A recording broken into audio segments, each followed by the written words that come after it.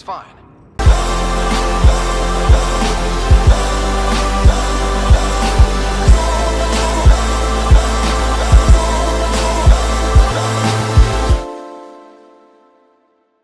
What's up guys, it's me Zero Kitsune, and today I want to talk about follower AI in video games. Now the thing that got me really thinking about this topic is playing Mass Effect Andromeda and having to deal with the horrible AI in Insanity difficulty. In the lesser difficulties it wasn't that bad, no one was dying, people were able to stay alive and help me in combat, but in Insanity they're just dropping like flies.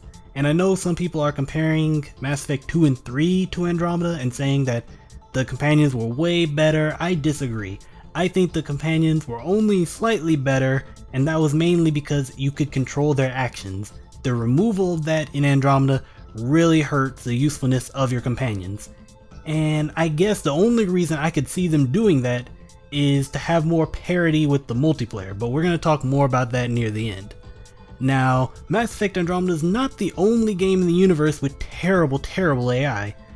And I'm not talking about enemy AI, just to be clear. That is a whole topic for another day where we would go into whether or not fighting against smart enemies is even fun. That might be a cool topic, so leave in comments if you want me to talk about that. But I can't remember any good games I've played in the past that had intelligent AI that was actually helping me. And obviously I'm not talking about actual AI, I'm just talking about a well-coded NPC that helps me out.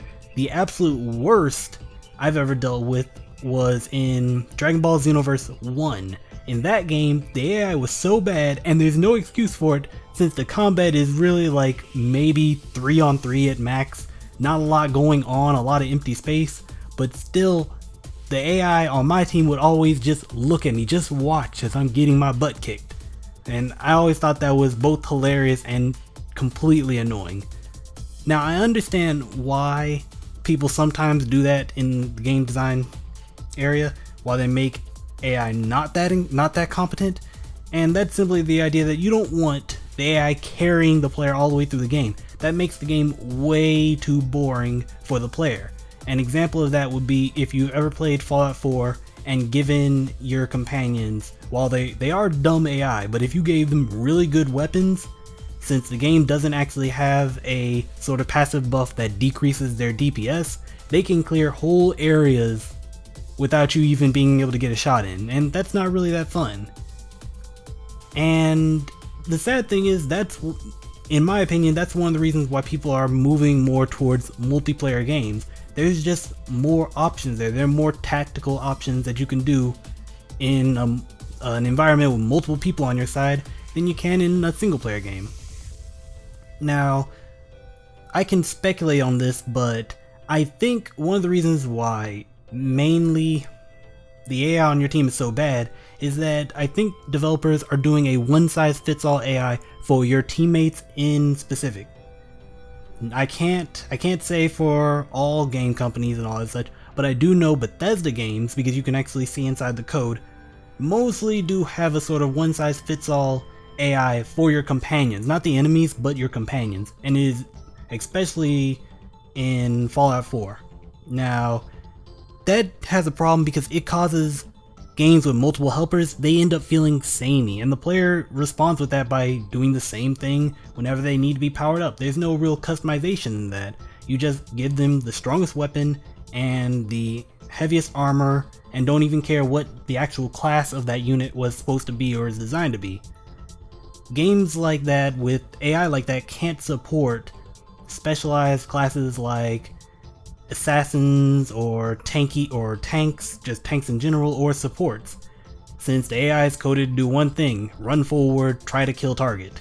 Assassins are too glass cannony and will just run out and die. Tanks deal too low damage and don't hold aggro, and supports aren't even supposed to fight in the first place. They're supposed to stand behind the player and heal.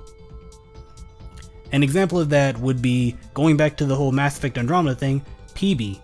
I tried to build my PB as a supporting debuffer unit. So I gave her upgrades to her abilities to make it so they cause enemies to take more damage, tried to give her abilities that caused her to CC and set up enemies for tech explosions and all that such, and biotic explosions.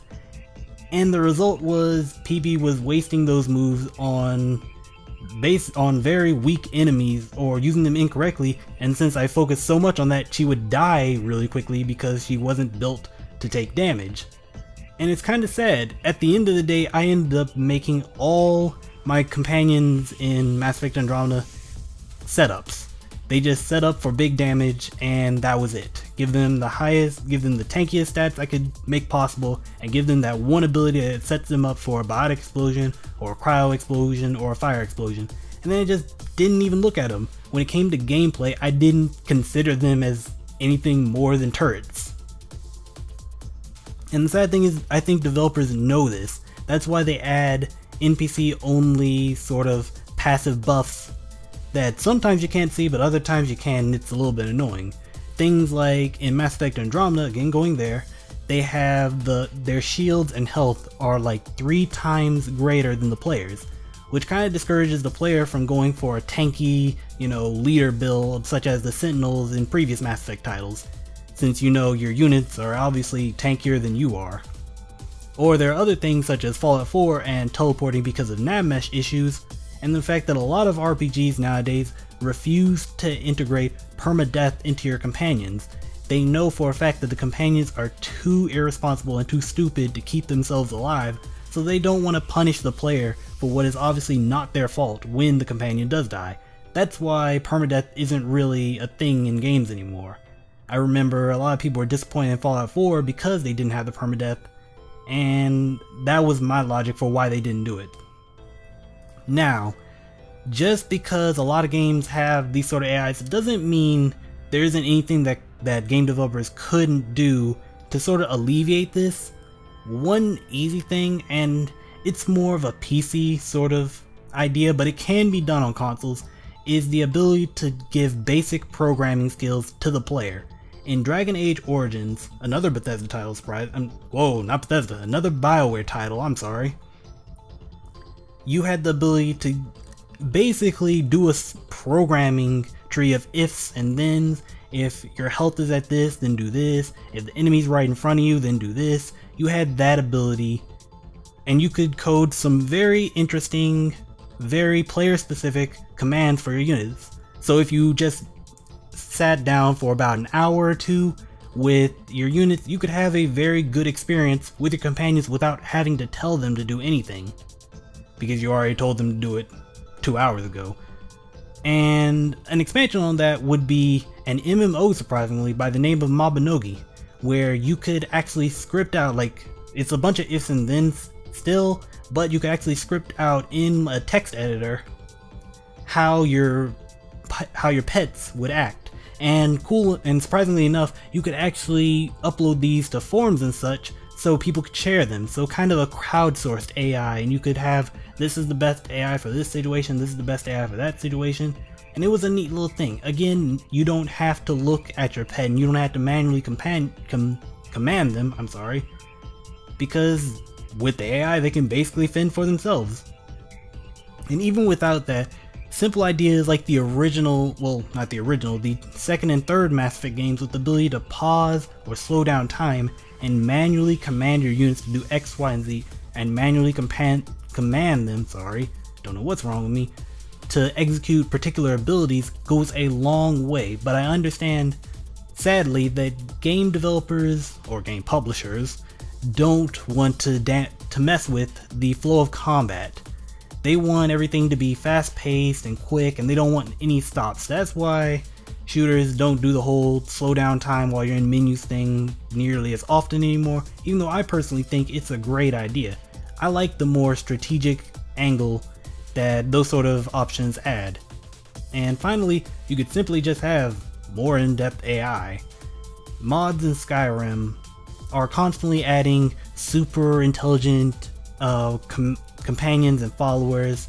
I think 2 of the most interesting ones were Vilja and Sertawin, I think, if I remember correctly, and they both had very advanced AI, relatively speaking, not literal AI, but advanced AI to tell them what spells to use in certain situations or what weapons to draw.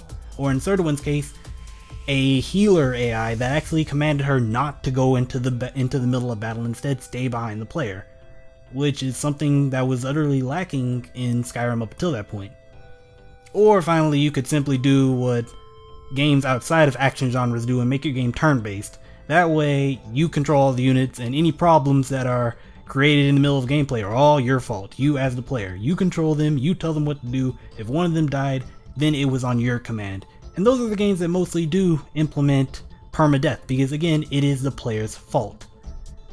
So that's really all I have to say about that. Leave in the comment section any games that you've played that had excellent AI, and I'll see you guys next time.